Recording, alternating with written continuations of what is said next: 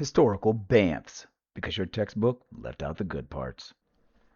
In 1429, a teenage peasant girl who couldn't read or write walked into a royal court, convinced the uncrowned heir to the French throne to send her with an army and then help do something France's professional military hadn't managed to pull off in years. She was probably around 17 years old. She never fought in a battle before in her life, and barely 2 years later, she'd be dead, executed by the very people whose enemies she'd just humiliated. This is the story of Joan of Arc, easily the most unlikely military figure on this channel so far. By 1429, France had been losing the 100 Years' War against England for so long that losing barely covered it. English and allied Burgundian forces controlled huge chunks of the country. The French heir to the throne, Charles, hadn't even been officially crowned, and the city of Orléans was under siege and in serious danger. Things were bad enough that a random farm girl from a village called Domremy, claiming she'd been getting instructions from saints, didn't even crack the top 5 weirdest things happening in France that year. In fact, I think I met someone like that in New York on the subway just last week. Joan showed up at the royal court in Chinon, insisting she'd been sent by God to save France. According to multiple accounts, Charles tried to test her by hiding among his courtiers while someone else occupied the place of honor, and Joan walked past the decoy and identified Charles anyway. Whether it happened exactly that way is debated, which is the kind of detail that makes for a great campfire story and a genuinely frustrating history assignment. Before anyone would let a teenage girl anywhere near an army, French theologians spent weeks interrogating her to make sure she wasn't a heretic or a fraud. Either she convinced them, or she really had been sent by God. Either way, she passed. Naturally, they then gave her armor, a banner, and access to the Siege of Orléans, which had been strangling the city for months. Within days, the siege broke.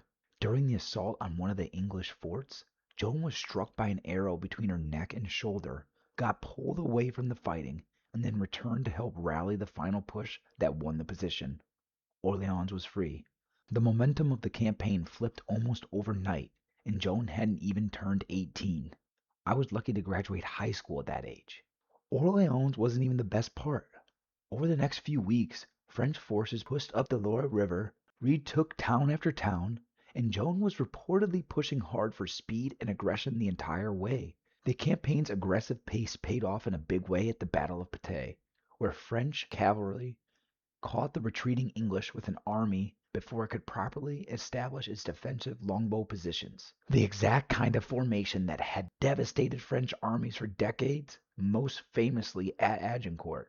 Without time to dig in, the English line collapsed almost immediately. It turned into one of the most lopsided French victories of the entire war, and it happened because the same tactic that had humiliated France for a generation simply never got the chance to start.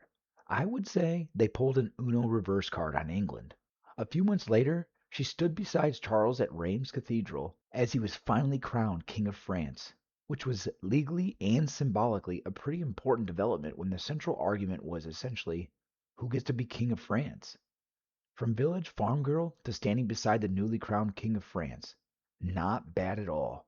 That fall, during a French assault on Paris itself, Joan took a crossbow bolt to the thigh while trying to push troops toward the city gates. She kept urging the attack forward anyway, and according to accounts of the day, had to be dragged or carried away from the fighting once the retreat was ordered, because she clearly wasn't planning on leaving on her own. Then it went badly, fast.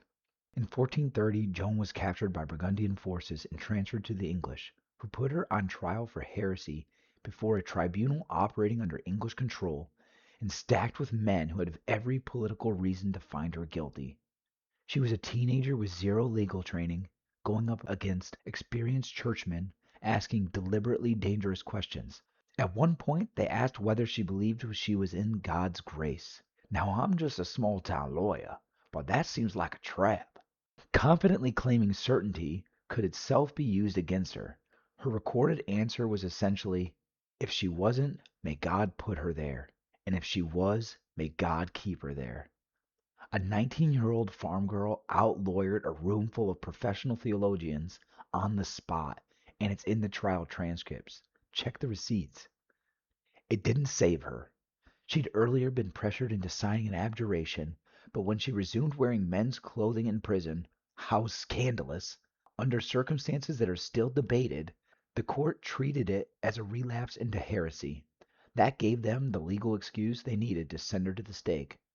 She was burned in 1431, around 19 years old. 25 years later, another court declared the original trial corrupt and invalid, threw out the verdict, and cleared her name. In 1920, the Catholic Church made it official in an entirely different way by canonizing her as a saint. Better Nate than Lever, I guess.